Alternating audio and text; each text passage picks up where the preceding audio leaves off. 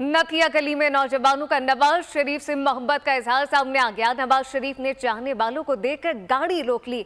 नौजवानों ने नवाज शरीफ के साथ सेल्फियां बनवाई। खवातीन ने भी नवाज शरीफ के साथ गाड़ी में सेल्फियां बनवाई। नवाज शरीफ को गुजरते देखकर कई लोगों ने हाथ मिलाए।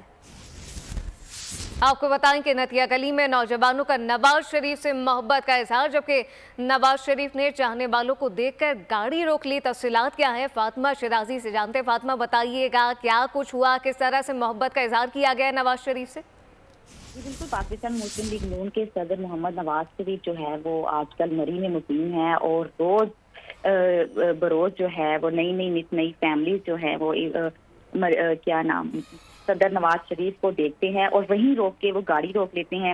नवाज शरीफ को गुजरता देखकर मुख्तलिफ इलाकों से आए लोग जो है वो उन्हें हाथ हिलाते हैं और बड़ी खुशी का इजहार करते हैं।